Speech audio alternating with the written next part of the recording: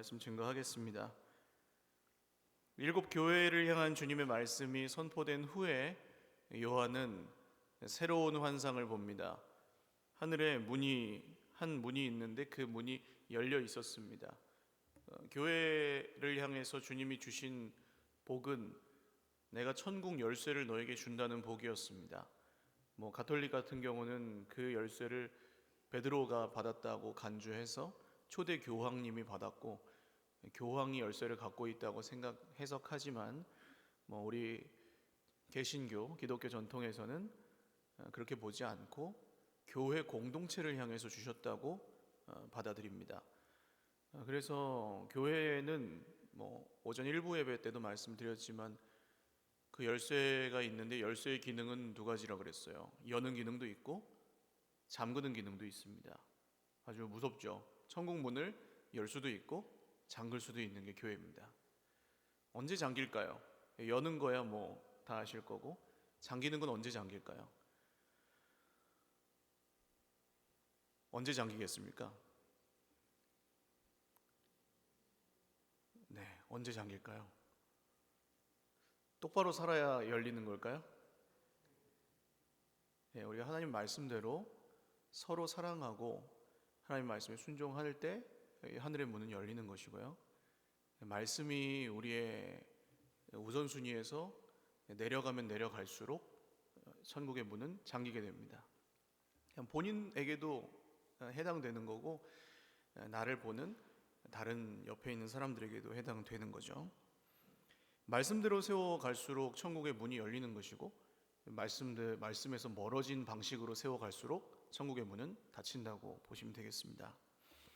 오늘 그런데 그 문이 열려 있습니다. 교회를 향한 말씀 후에 열린 하늘 문을 보게 하시는 것이 의미가 있겠죠. 물론 이게 무슨 시간 순서대로 쓰여진 성경으로 보지는 않습니다만 교회 다음에 열린 하늘 문이 보인다는 것은 아마 의미가 있는 것 같아요. 1장에서 요한에게 말하던 큰 나팔 소리 같던 그 음성이 요한을 다시 부릅니다.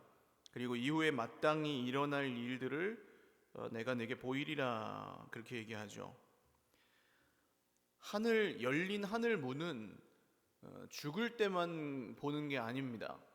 생각보다 그렇게 멀리 있지 않고 이 예언의 말씀을 읽고 듣고 지키는 사람들에게 이미 그 열린 하늘 문을 통해 하늘나라의 비밀들을 엿볼 수 있는 권세가 주어져 있습니다.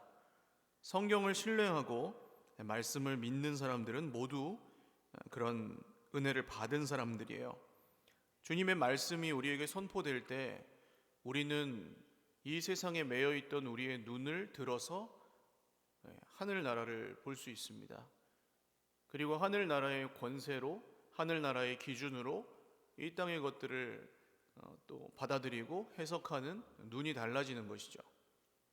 똑같은 문제라 할지라도 하늘나라의 기준으로 보는 것과 내 마음대로 보는 것은 그거야말로 천국과 지옥의 차이라고 할 수 있겠습니다. 이후에 마땅히 일어날 일들이라고 여기 써 있는 것은 어떻게 이루어지겠습니까? 이후에 마땅히 일어날 일들이 하나님께서 어떻게 이루시겠어요? 어떻게 생각하십니까? 앞으로의 우리 인류 역사는 어떻게 흘러가겠습니까? 말씀대로 흘러가게 될 줄 믿으시기를 바랍니다. 하나님은 말씀대로 하십니다. 이후에 있을 일들은 그래서 전부 말씀대로 일어나게 되어 있습니다. 그래서 하나님의 말씀은 어떤 특별한 사람들이 해석한 그 사람만 알고 있는 것 같은 예언을 따라가라는 얘기가 아니고 하나님의 말씀을 늘 우리 삶의 기준과 어떤 지표로 삼아서 세상의 기준대로 살지 말고 사람의 말을 따라가지 말고 자꾸 그것에 흔들리지 말고 우리의 마음과 우리의 인생의 방향을 말씀 위에 두라는 거죠. 왜냐하면 하나님이 이 말씀에 하신 대로 이 세상의 모든 일들을 앞으로 이루어 가실 것이기 때문입니다. 주님의 말씀이 그래서 믿음으로 살아가는 성도들은 주님의 말씀이 우리를 하늘 보좌 앞으로 이끄는 마치 문 역할을 한다고 볼 수 있습니다. 그 다음에 요한은 성령에 감동되었더니 그랬어요. 성령에 사로잡혀서 하늘 문이 열려 있는 가운데 하늘 보좌가 하나 있고 거기에 앉으신 분을 보았습니다. 벽옥과 홍보석, 녹보석, 무지개가 보좌를 둘러싸고 있었고요. 흰 옷을 입고 금관을 머리에 쓴 24명의 장로들이 그 보좌가 주님의 보좌를 둘러싸고 있었습니다. 그러니까 주님이 통치하시는 가운데 24명의 장로들, 그러니까 어떤 사람을 특정하는 것일 수도 있지만 그렇지 않을 가능성이 더 많습니다. 구약 이스라엘의 지파들, 12지파들과 또 12사도의 전통 위에 있는 이 하나님의 나라에서 다스리는 성도들의 권세를 상징한다고 볼 수 있겠는데요. 이 보좌들이 주님의 보좌를 둘러싸고 뭘 하고 있는지를 보셔야 됩니다. 자, 성령께서 이 말씀을 통해서 우리를 열린 하늘문 주님의 보좌 앞으로 인도하시는 때가 언젠가요? 그때는 이 예배됩니다. 우리는 예배 드리는 가운데 말씀을 통해 하늘 보좌 앞으로 인도함을 받는 것입니다. 그냥 여기에 나와서 성경의 내용과 지식을 듣고 끝나는 것이 아니고 우리는 이 말씀을 통해 지금도 살아계시고 우리와 함께 하시는 하나님 아버지를 만난다는 거죠. 언제요? 예배 드릴 때. 그래서 우리 자신에게 갇혀 있던 사람이 눈을 들어서 말씀을 통해 열린 하늘문을 보고 하늘 보좌에 앉으신 하나님을 볼 때, 우리 주님을 만날 때 그 주님께서 보시는 대로 우리의 인생에 새로운 일들이 다시금 일어난다는 것입니다. 사랑하는 여러분, 이 말씀으로 시작되어서 성령의 인도를 따라 보좌 앞으로 나아가는 예배가 우리의 예배라는 사실을 꼭 기억하실 수 있기를 바랍니다. 그냥 와서 우리의 생각으로 그냥 생각하고 그냥 왔다가 가는 것이 아니고 이곳에서 우리가 말씀의 인도를 받고 성령에 사로잡혀 하늘 보좌 앞 주님을 만나는 것이고 한마디든 한 단어든 그 하나님의 말씀이 우리 삶 가운데 역사하실 때 하나님께서 마땅히 이루시는 일들이 우리 삶에도 우리 현실 가운데에도 이루어진다는 사실을 믿으시기를 바랍니다. 그래서 예배는 믿는 사람들에게는 회복과 능력과 기적의 현장이 된다는 것이죠. 그 다음 보좌로부터 번개와 음성과 우레소리가 나죠. 그리고 등불 7개가 켜져 있습니다. 요한은 이 7 등불이 하나님의 7 영이라는 것을 알 수 있었습니다. 그러니까 세상을 다스리는 주님의 권세가 드러나는데 번개와 천둥으로 드러나고 그 사이에 뭐가 있어요? 하나님의 말씀이 있습니다. 말씀, 음성, 그리고 하나님의 7 영이 그 보좌 앞에 모셔 섭니다. 말씀과 성령의 인도함을 받는 사람들, 성도들이죠. 성도들은 예배하는 가운데 이걸 발견하는 겁니다.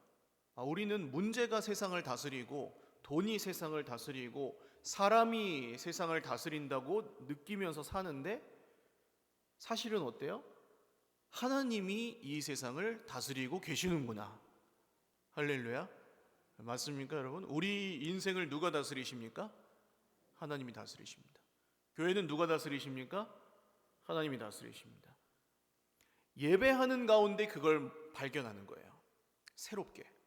아닌 것 같았는데 내 눈으로 보기에는 아닌 것 같고 내가 느끼기에는 다른 게 더 힘이 있는 것 같은데 이 열린 하늘문을 통해 말씀과 성령의 인도를 받는 예배 가운데 우리는 하나님이 그 권세로 이 세상을 다스리고 계시다는 것을 발견한다는 겁니다.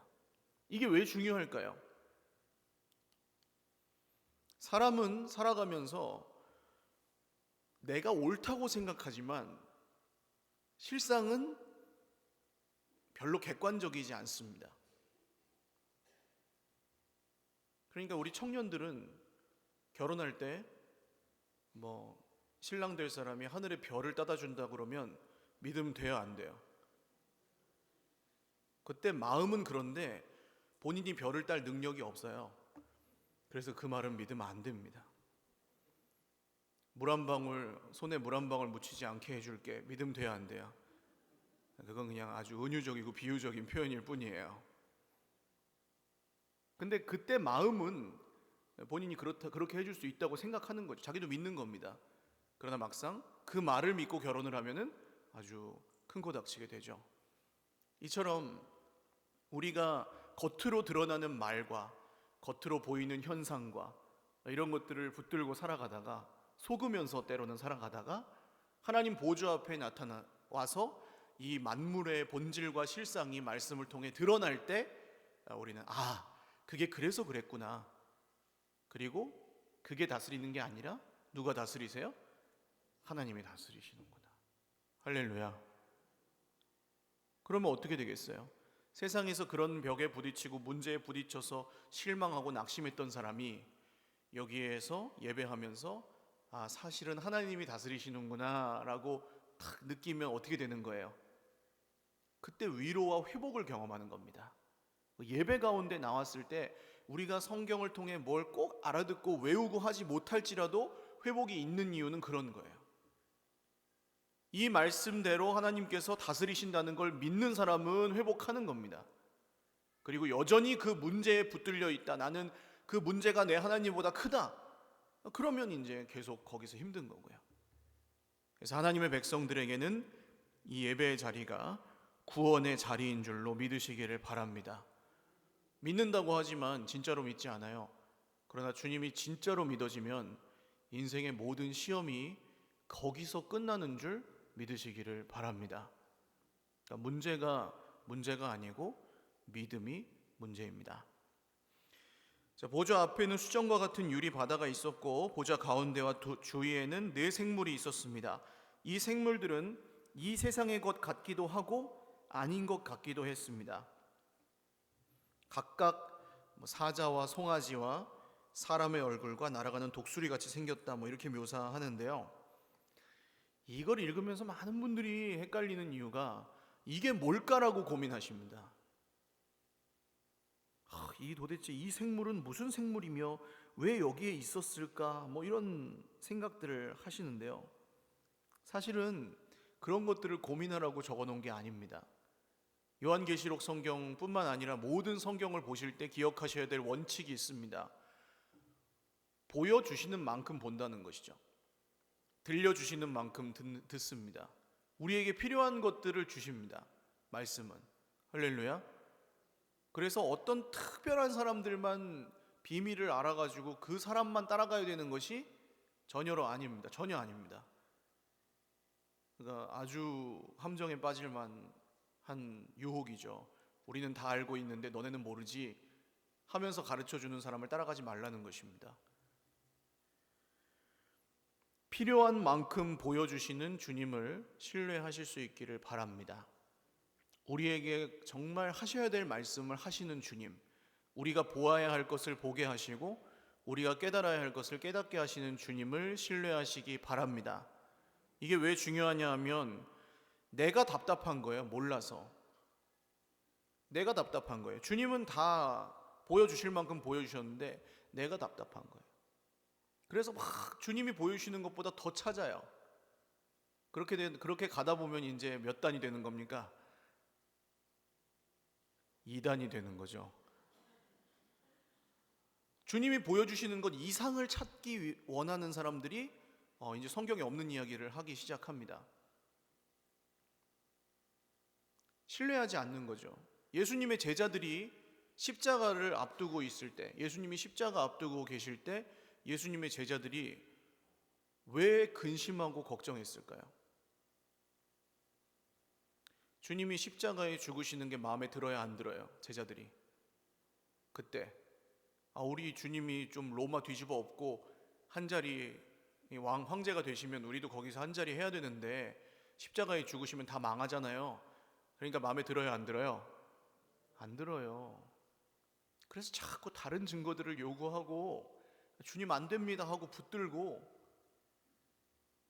주님은 지금 십자가밖에는 더 주실 게 없어요. 자기 생명을 주는 게 최고잖아요. 더 이상 주실 게 없는데도 이 제자들은 전혀 동상이몽이었다는 겁니다. 예수님의 말씀을 들어도 깨닫지 못하고 받아들이지 않았어요. 그러나 십자가를 지시고 부활하신 다음에야 그들의 눈이 열렸습니다. 우리가 생각했던 것보다 더 좋은 것을 하나님께서 주셨다는 것을 알았기 때문이죠. 사랑하는 여러분, 주님의 계시는 어떤 특별히 지혜롭고 위대한 사람들에게만 주신 것이 아니고 모든 예수님을 믿는 사람들에게 주셨다는 사실을 믿으시기를 바랍니다. 그래서 이 예언의 말씀을 어떻게 해요? 읽고 듣고 지키는 모든 분들에게 복이 있습니다. 이미 복이 있어요. 자, 그 다음 이 네 생물은 앞뒤로 눈이 가득했습니다. 각각 6날개를 가지고 있었는데 날개에 눈이 가득 달려 있었고 밤낮으로 쉬지 않고 뭘 합니까? 이 네 생물이 하나님을 찬양하였습니다. 거룩하다 거룩하다 거룩하다 주 하나님 곧 전능하신 이시여 전에도 계셨고 이제도 계시고 장차 오시리라 하면서 하나님을 찬양했습니다. 이 네 보좌 앞에 있는 네 생물들의 눈이 온 세상을 향하고 있고 그들의 소리가 찬양으로 온 세상을 채우고 있습니다. 네 생물로 대표되는 이 온 세상과 피조물이 하나님을 찬양하는 가운데 그 둘러싼 이 24장로들이 보좌에 앉으신 분 앞에 엎드려 경배하고 뭐 하냐 하면 자기의 관을 보좌 앞에 드린다고 써 있습니다. 10절 보시면 관을 바치죠. 만물을 지으신 하나님께 영광을 돌리는 겁니다. 피조물은 뭐 한다고요? 찬양하고 여기 하나님의 백성들 그 주변에 앉아있는 사람들은 자기의 왕관을 벗어서 보좌에 앉으신 분에게 뭐해요? 드린다고요. 이게 하늘나라의 예배입니다. 하나님을 찬양합니다. 모든 피조물이. 그리고 그 가운데 하나님의 백성은 자기의 관을 벗어서 보좌 위에 계신 분에게 드립니다. 이 세상은 스스로 주인이 되라고 합니다. 우리에게. 주도적으로 살고 자기를 위해서 살라고 말하기도 하고요.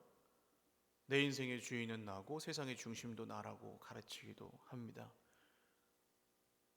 그래서 네가 잘해야 네 인생은 잘 된다. 네가 못하면 네 인생은 망한다. 이런 논리가 세상의 논리입니다. 그러나 오늘 이 24장로들은 어떻게 합니까? 그렇게 말하는 자기의 그 영광스러운 관을 벗습니다. 그리고 그 관을 보좌에 계신 분께 드립니다. 이게 우리가 마지막 때에 마땅히 하나님께 드려야 할 예배인 줄 믿으시기를 바랍니다. 우리의 판단 기준과 우리의 상식과 우리의 모든 생각들을 하지 말라는 게 아니고 그 권세를 하나님께 드리라는 거예요. 그 권위가 하나님께 있음을 인정하라는 겁니다. 하나님이 우리보다 오르십니다. 할렐루야. 하나님이 우리보다 더 능력이 있으십니다. 하나님의 약한 것이 사람보다 강하고 하나님의 미련한 것이 사람보다 지혜롭습니다. 이걸 믿으라는 거예요. 오늘 우리가 원하는 것들이 있습니다만 그 가운데 우리가 그 권세를 잡고 하나님을 움직이려고 하는 것이 아니라 하나님께 그 권세가 있고 우리는 우리의 왕관을 하나님께 벗어서 드릴 수 있는 저와 여러분의 평생이 되시기를 주님의 이름으로 축원을 드립니다. 이 기적이 우리 앞에 이미 열린 문입니다.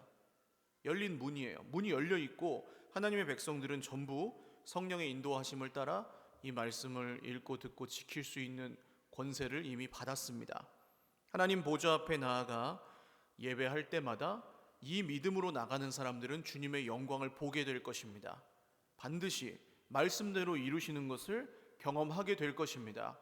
인생에서 고난이 있고 정말 피할 길이 없는 것 같은 어려움들이 있을 때 하나님이 이 믿음으로 나아가는 사람들을 지켜주실 것입니다. 이 마지막 때의 요한계시록 성경은 우리를 공포스럽게 하려고 쓴 책이 아닙니다. 이 여기에 나오는 심판들이 전부 하나님을 대적하는 무리들에게 해당된다는 것을 꼭 기억하셔야 돼요. 성도가 받는 심판이 아닙니다. 하나님은 이 책을 말세에 시험당하고 환난당하고 유혹받는 성도들을 위로하시기 위해서 주셨습니다. 그 증거로 이 요한은 지금 로마의 권세에 붙들려서 반모라는 섬에 유배되어 있는 가운데 있죠. 귀양 같습니다. 귀양. 거기서 그냥 완전히 나는 실패했구나, 나는 로마의 권세 아래 굴복했구나, 왜 하나님은 나를 이렇게 외딴 섬에 보내셨을까, 아마 이런 생각들을 했을지도 모르겠습니다. 근데 하나님은 요한을 거기 로마의 권세 아래 굴복시키신 것이 아니고 하늘 문을 열어주셔서 그 외딴 섬에서 하나님의 영광을 보게 하셨고, 만국을 다스리는 권세가 로마에 있는 게 아니라 하나님께 있음을 드러내 주셨습니다. 그리고 요한은 그 환상을 통해 위로를 받았고, 그 위로와 그 소망을 7 교회들에게 전했으며, 그 위로와 소망이 오늘 현대의 우리 교회들에게까지 지금 전해지고 있다는 거예요. 사랑하는 여러분, 인생에 환난이 있고 교회를 세워가는 것이 쉽지 않고, 우리 인생에 여러 갈등과 문제가 생길 때도 있고, 또 우리가 시험과 유혹을 당할 때도 있습니다. 그러나 이 말씀이 그때마다 저와 여러분의 능력과 회복과 구원이 되실 수 있기를 주님의 이름으로 축원합니다. 우리를 둘러싼 환경과 우리 인생의 모든 질서가 그 열린 하늘 문 안에 보좌 위에 앉아 계신 주님을 중심으로 말씀대로 회복되는 것을 믿으시기 바랍니다. 이 세상의 그 어떤 문제도 하나님의 영광을 조금도 가릴 수 없음을 믿으시기 바랍니다. 사람도 문제도 질병도 가난도 그 어떤 것도 하나님의 영광을 결코 가릴 수 없을 것입니다. 그리고 이 말씀을 읽고 듣고 지키는 모든 사람들은 그 권세에 참여하여 보좌 위에서 주님과 함께 다스리되 자기의 그 왕관에 집착하지 않고 그 관을 벗어서 주님께 드리면 드릴수록 더욱 큰 권세를 허락받는 이 하늘 나라의 신비에 참여하게 될 것입니다. 오늘도 내일도 이 말씀과 성령의 인도하심을 따라 그 열린 하늘 문으로 들어가는 저와 여러분 되시기를 주님의 이름으로 축원을 드립니다. 기도하겠습니다. 오늘 이 말씀이 우리에게 소망을 주시는 말씀임을 기억하십시오. 우리의 예배가 마지막 날의 그 예배와 닮아가기를, 그리고 우리의 인생의 관을 벗어서 보좌에서 일어나 엎드려 주님을 경배하는 삶을 살 수 있도록, 그리고 마땅히 찬양을 받으실 하나님께서 우리 인생 가운데 얼마나 놀랍게 말씀대로 이루실지 기대하십시오. 하나님, 제가 오늘 저에게 기대할 게 없고 세상에게 기대할 게 없고 앞으로 어떻게 될지 알지 못하지만 하나님이 말씀대로 이루시는 것을 믿사오니 주님, 오늘 우리가 다시금 일어나 새 힘을 얻어 말씀 앞에 또 하나님 열린 하늘 문으로 걸어 들어갈 수 있게 하여 주옵소서. 말씀 기억하시면서 기도하겠습니다. 하나님 아버지, 감사합니다. 마지막 때에 우리는 요한처럼 반모섬에 갇혀 있는 것처럼 느낄 때도 있습니다. 하나님, 우리의 힘이 부족하고 우리의 지혜가 부족하여 정말 실패하고 넘어질 때도 있습니다. 하나님, 우리를 긍휼히 여겨 주셔서 오늘 이 말씀이 우리에게 심판이 아니요 우리에게 경고가 아니요 또한 우리에게 구원과 회복과 생명임을 감사합니다. 하나님께서 살아계시고 또 우리와 함께 하시는 것을 오늘도 믿사오니 열린 하늘문을 통하여 말씀과 성령의 인도하심을 받아 온 세상 피조물들과 함께 찬양하며 또 하나님의 말씀대로 이루어지는 것을 보며 우리도 우리의 보좌에서 일어나 우리의 관을 주님께 올려드리며 늘 경배하며 살아갈 수 있도록 주님, 우리 삶을 말씀으로 다스려 주시옵소서. 살아계신 하나님 아버지, 감사합니다. 교회에게 주신 이 놀라운 권세를 보며 열린 하늘 문을 통해 보좌 위에 계신 주님을 보고 살 수 있게 하심을, 주님을 믿고 살아갈 수 있게 하심을 감사합니다.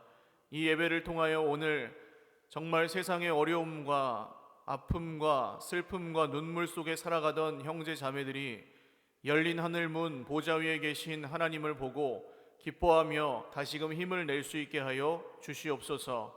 우리의 삶이 보좌 위 내 생물이 찬양하는 그 찬송 소리처럼 찬송으로 가득할 수 있도록 인도하여 주시옵소서.